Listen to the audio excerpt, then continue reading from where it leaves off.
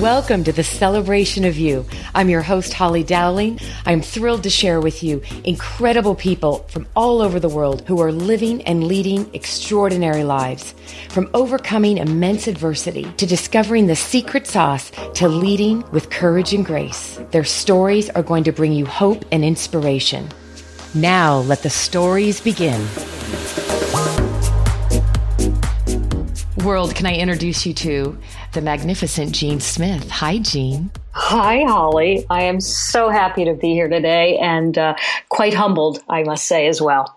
Well, you say humbled, and yet when I think about who I know you to be, you're one of the most humble people I know. And that's what I love about you and why I wanted you on the darn show. So go figure.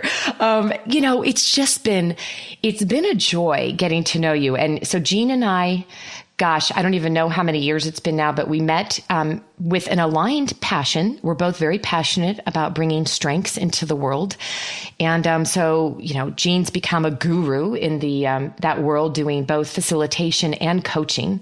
She's passionate about it, but it's Jeanne, it's the person I've gotten to know and love that has blown my mind, because of course, humility is your number one gift. And yet every time I get to know you, I'm like, what? You did that too? So where do we start, right? I have to go. Tell us a little bit about, will you take me, Jeanne, to tell me about the journey of what got you to creating a business for yourself, doing what you're passionate about. But there's been a lot that you've done. Where do you want to start with me, friend? Because I want the world to hear it all. Well, why don't I start way back? Because I think it's pertinent to where I am now, for sure. I was raised in a family with 6 children in Philadelphia. I'm a middle child, go figure. And what was interesting, and why I'm bringing it up, is because I sat there with 5 siblings at the dinner table every night, and I will tell you that my 5 siblings knew from the time they were 2 years old exactly what they wanted to be, who they wanted to be, what career they wanted to spend their life's passions on. And they're all doing it. They're all doing it to this day. And then there was me. and I would sit there and I'd be like, you know what? I actually want to be everything. and it seems like every time I saw somebody happy with what they did, that's what I wanted too, right? So I would imagine myself doing that, whether it was, the doctor, the tennis player, the orchestra conductor, the bus driver, the grocery clerk. I mean, the list goes on. And for me, the joy was my imagination being full of what was possible. And I was really shy. I was an incredibly painfully shy and very tiny. I was a really super tiny until 8th grade. Wait, you're still petite. Let's not act like you don't, But I mean, I was I looked like a 6-year-old in 7th grade. Oh, really? Yeah, I was really tiny. And but I will tell you, the dreams inside of me were huge. And so what's interesting is that, in my adult life, the first thing I did in my career was I did everything. I got to be everything. I got to be everything because I became a performer. I was a singer and an actress. And for me, what really drew me into that was, as you know, Holly, I am, you've heard me refer to myself as a heart with legs, right? Yes, I love that. Because I feel everything, and I always have from the time I was a really, really small child, and have memories of taking in emotions of others and myself. And I didn't know what to do with it. And so for me, when I was taking an acting class in my first year in college as a humanities requirement, I had a teacher that gave me the absolute freedom to express myself in a way that I had never expressed myself before. I could actually have a voice. I could actually share emotions. I could actually be passionate in front of other people. And so for me, performing was a freedom. It was a freedom for me to be expressive in a way that off stage I just wasn't. And so it turned out that the most comfortable place for me to be was actually on stage performing. Wow. Yeah. Wow. And so I ended up living this gypsy life on the road for many years, living out of a suitcase, traveling from city to city and performing and singing. And I loved it. I loved being in new locations and meeting and working with new people and being involved in new projects. As you can tell, I'm a person, I love new, I love change. I love all of that. And from those experiences, opportunities started to present themselves to me. And one of them, I just really took a leap, which was I ended up becoming a professor of music at Fordham University in New York, teaching singing and songwriting. And for me, that was the opportunity to take my passion for music.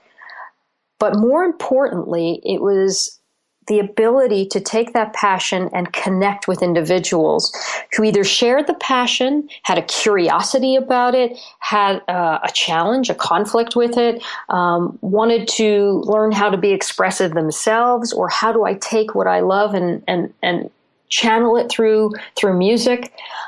So in that, it was this experience of being able to be one-on-one around content that was meaningful to me, meaningful to them. And again, here I was in this situation of loving what I'm doing. And while I was there at Fordham University, outside of that work, an idea got presented to me. Oh no, another idea. Wait, but let me pause for a second because I want people to know the journey. Like, this is why I love you, because it's like, oh, by the way, we went from traveling the world with a very well-known Broadway musical to now being a professor. Okay, now what's next? I love it. And here's another opportunity. She's itching.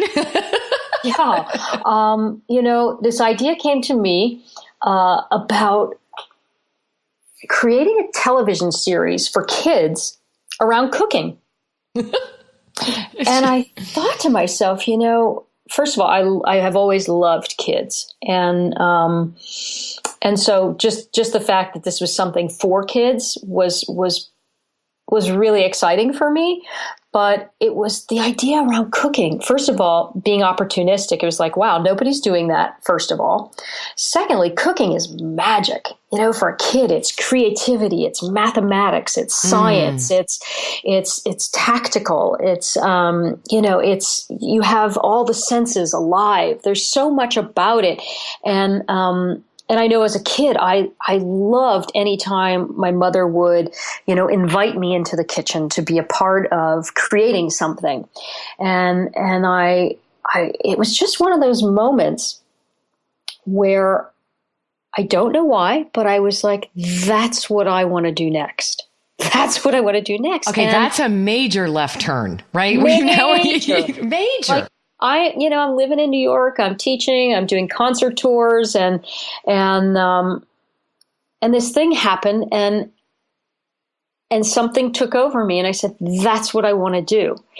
I sold my home in New York, moved to Napa, California, the culinary center of the universe, to found this family entertainment company. And it wasn't just about building a TV show. Like, I wanted to build a business around it. I wanted to build, not just one television series, but multiple series that touch different demographics for different reasons, live action, animation, and really build a brand, a lifestyle brand for families around healthy eating and giving kids empowerment around being a part of what they put in their bodies. And now this was 13 years ago. We were way ahead of the curve. That's now, very much alive. And thankfully, it's very much alive now. Very much alive. Totally. But the reason we went to Napa is Robert Mondavi. Now, I know this is a real disconnect, because here's the king of the wine country and his wife, Margaret. We pitched our idea to them. And literally in this conference room, he stood up and gave us a standing ovation and said, you're the most creative bunch I've ever met. And, how can I help you? Oh, I've got goosebumps. I did not know this story. I just love that I'm learning another thing about you, right? And I love that you incorporated children cooking show with wine. I mean, really, Jeanne. Well, you gotta reach the kids through their parents, right? So, you got it, girl. Yeah. So he generously, as he is with the arts, he and his wife are phenomenal supporters of the arts. God rest his soul. And he and Margaret had just built this $55 million structure in downtown Napa called Copia, which was the Cultural Center for Food, Wine, and the Arts. It had acres of organic gardens. Julia Childs put her only commercial property within this structure, which was her restaurant called Julia's Kitchen.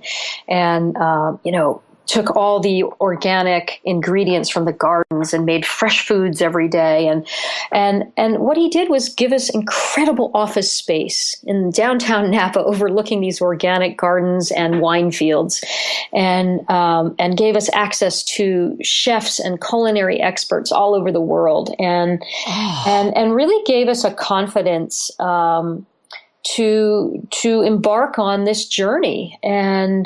And I will tell you that there is nothing like having somebody believe in you. And it doesn't have to be the level of Robert Mondavi. It can be my junior college professor, for my humanities requirement, believing in me, that launched me into something that allowed me to be an expressive individual. It's when people step up to the plate and say, I believe in you.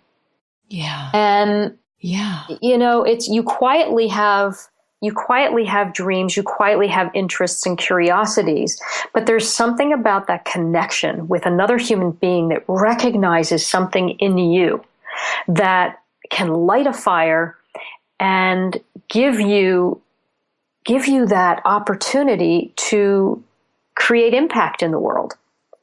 And I think it's, just fast forwarding here, I think all of this to say that it has led me to where I am, which is the opportunity to be in conversation with people every single day. Like, I can't wait to wake up every day and get on the phone, which is where I do most of my coaching. I coach, so many different countries, people in different countries every single day. And it's astounding to me that I can do that, just with the way technology in the world works these days. But I get to have conversations with people and get to help them sort of reveal the best of themselves, so that they then can be that person, that can bring forth and create impact in the lives that they touch. We're all a ripple effect, right? Everything we do is that ripple effect. And, very much so. Yeah. So, it's just been, a journey. An amazing journey. And I feel so fortunate, Holly, to, somewhere in my DNA, something said, you know what, always be happy, always make choices to be happy. And, and when you're not happy, make the choice then to let that go and move on to something that actually makes you happy. And I will say I've been so fortunate in my life to follow that and to always make choices that make me happy. And I live a life where I can't wait to wake up every day and fill every minute of every day with, whether it be silence or it be in conversation. It all feels really full and lovely. Well, you know what I love is you just said something that I think everyone dreams to know what it must feel like, right? To wake up every day happy. And people out there could look at people like us, Jeanne, and go, oh, there they are, the little Pollyannas, right? It's like, oh, but it's intentional. It's a choice. And does that mean that every day is perfect? I guarantee you would say, no, not every day is perfect. but it's the choice of how do I want to choose to live and use your time. And I love that you just shared, like I just learned, I knew about the children's shows, but I didn't know going from New York and being a professor to having this like idea and revelation come to you about starting this cooking show for children. Like it is. And I have to be honest, as I was listening to you and you love just all that you shared about the art of cooking and how magical that was, what you learned from it, even by your mother's side in the kitchen. I had a moment. I was like, wow, I didn't do that for my kids. They were lucky if they got nacho casserole. It's like, if they listen to this, they're going to be like, oh yeah, I didn't know there was science and art in cooking. Not the way. But you shared some really pivotal decisions. And maybe, people could say, wow, you've been really blessed. You've always had the golden touch. But I would say that there's something in you, embedded in you. What is that? What is that thing inside of you, Jeanne, that kept you not questioning or having the fear, like to go from being Broadway around the world to being a professor to then saying, I'm going to go create this children's show. I mean, take us just through that journey. I want to know, what did that look like when you woke up and said, I'm going to do this? From what steps did you have to take? I want the listeners to hear, because a lot of people have dreams and they get these ideas and then they immediately think, well, I can't do that, or I shouldn't do that. I should do this first. You come up with all the excuses. So what kept you from filling your mind and world with excuses versus moving forward? Oh, that's a great question. And I just want to make sure your listeners understand that, when I talk about being happy and when I talk about making choices to be happy, it doesn't mean that my life has been free from any sort of, adverse situations, because I've certainly had my share of those as well. And I love the quote that is, life is 10% what happens to me and 90% how I react to it. Because, it's making lemonade out of lemons. It's all of those cliches that actually are true. They're true in that, we all have stuff that happens to us, and some people really have their unfair share of things that happen to them. And, I think what we all have in common is we have the opportunity to pause and choose how we're going to react to something. Mm-hmm. I can tell you, just going back to that, the entertainment company and the 5 years of sweat equity and passion, and it was my master's degree, my PhD in business, that whole experience, and the phenomenal people that, I met along the way, and the insights into leadership that I learned from that experience, my own leadership, those of some of the very big companies and studios that we partnered with, knowing the importance of building strong relationships, trusting myself with what I knew, what I didn't know, but had very strong instincts about, setting clear expectations of others and holding them firm to outcomes. All of these sorts of things were huge lessons for me. And we were poised literally to skyrocket. Ad Age did a year-long series. They'd never done this before. They heard about us and wanted to do a year-long series behind the scenes of building this mega business. And they did, and caught the attention of Disney, and we were poised to skyrocket in a partnership with them. And wow. And here's the lemon. Had a business partner who got hugely destructive with his irresponsible personal behaviors, and it was irreparable, and it was devastating. And a dream that got deflated, overnight by an individual's poor choices. And that was a really tough one. And it was out of your control. Out of my control. And that's a really good point, Holly, because, the things we can control, we control. The things we can't control, we have to control how we react. Yes. And for me, I had a choice to, get deeply depressed, and allow that to sort of dictate who I wasn't, and I chose to take everything I learned on that journey and continue forth and make an impact to kids through content and media. And so I became a creative development executive within children's media for the next decade, and I'm so grateful to this day for the lessons I learned along the way and the relationships I made. And so adversity really becomes something that can be one of our greatest launch pads for what's possible. So I don't know if that answered what you were talking about. Well, I'm just sitting here again with my mouth kind of like, I didn't even know. It's again, I'm learning something magnificent about you, but that's the reality of what looked like one big dream getting ready to come to fruition.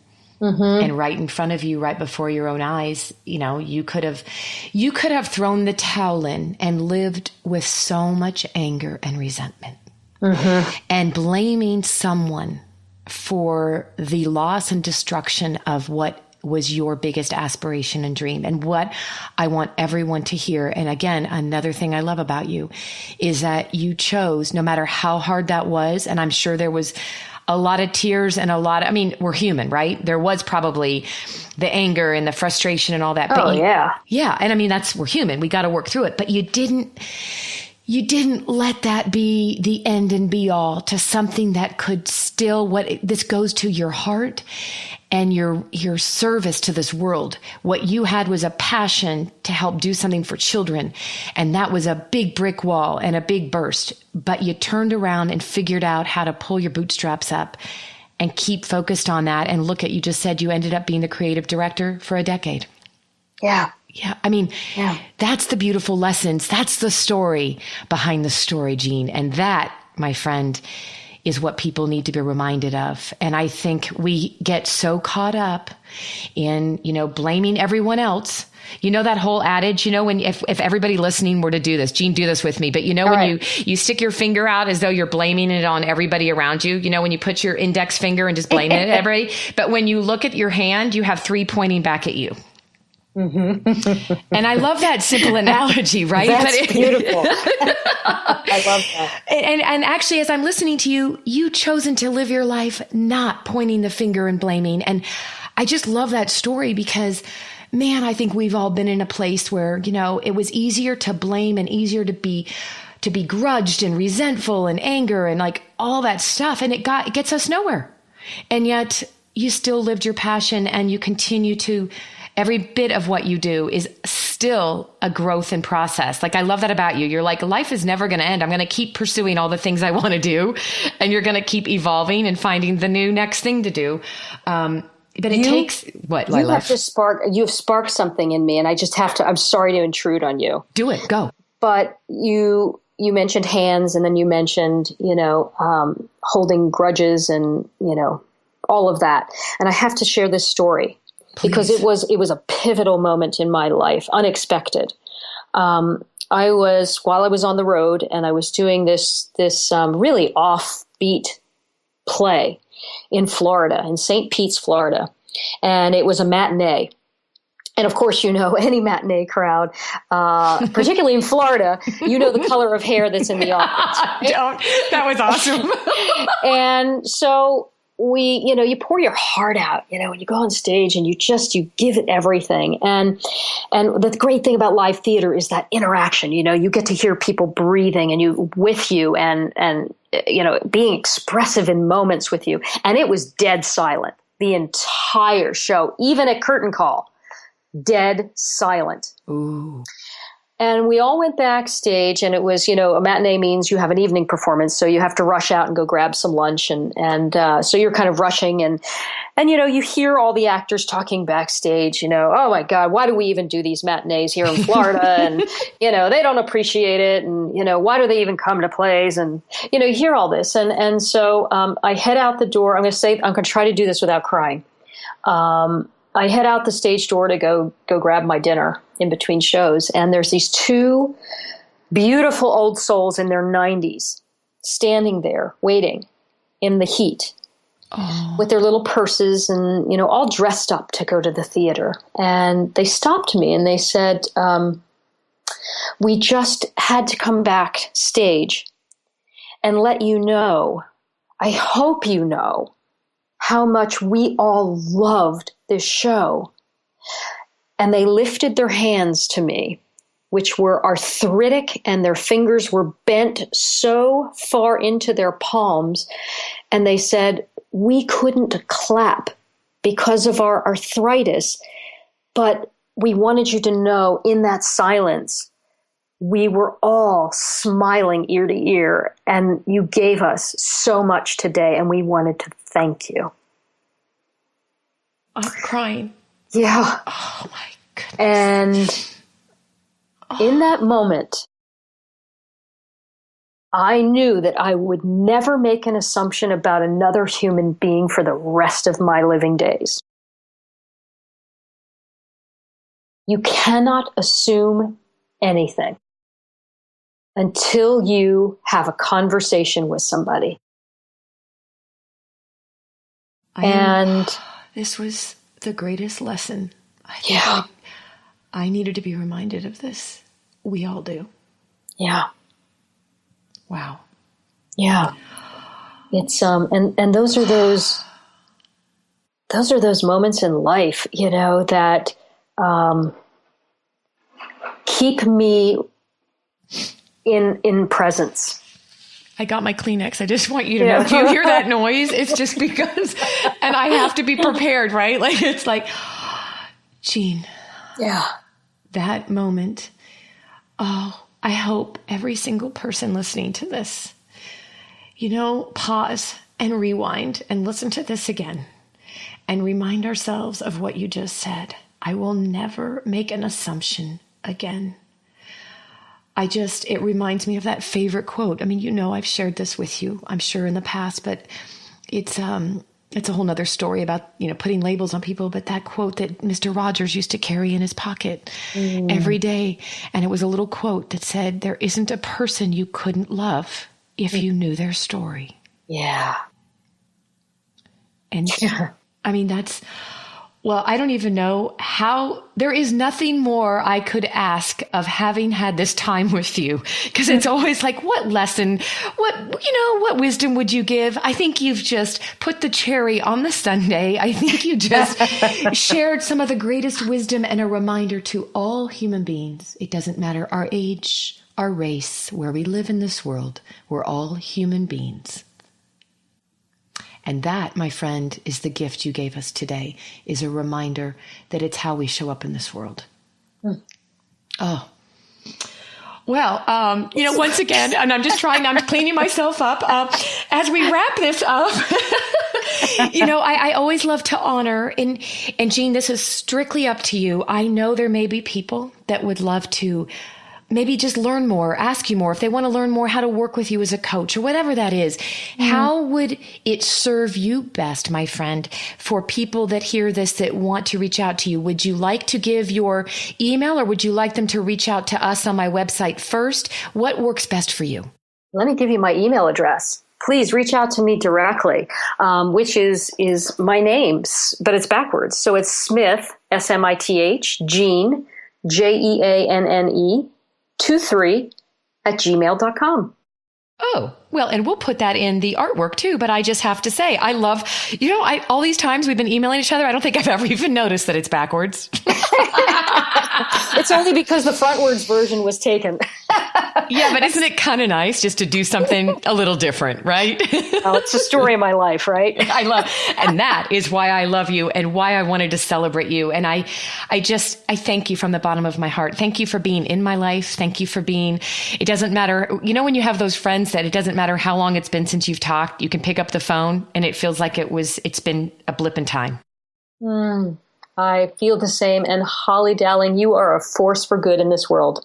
Oh, and I thank you for this opportunity and obviously for our ongoing friendship that I treasure. Oh, and we have, who knows what's next in this world that we're going to conquer as we continue to serve and impact people. And I just want to remind people, please go out to, after you've listened to this, and I know your life is going to be changed. It's going to be impacted for the better, just listening to Jeanne. Go out to iTunes, listen to it, share this with your family and friends, but leave a review because we love to hear from you. Come to the website. And I also want you to know, Jeanne is one of the very select that is a part of a very select elite community that I have called the Extraordinaires. And it's something that is handpicked. And I only say that because, of course, I don't invite the public. But Jeanne, as I'm mentioning it, I want people to know that if you know somebody, I take applications and it's people like Jeanne that you get to be in a network with. People that I truly feel, and it's back to who are the people in our life, Jeanne, that we align ourselves with. Yeah. Pick and choose those people very carefully. Right? Yes. Yeah. And you are indeed. One. You are extraordinary. So thank you and have a very blessed day, my friend. Oh, you too, Holly. Thanks, everybody. Thank you. Thank you for joining me for another awesome celebration of you. If you were inspired by this story, please share it with your family and friends and hashtag Your Story Matters. I'd love to hear from you, so please leave a comment on iTunes. And absolutely, please come to my website, hollydowling.com. Leave a comment there too, and while you're there, pick up your free gift. Most importantly, though, just remember that your life is a gift from God. What you do with it is your gift back.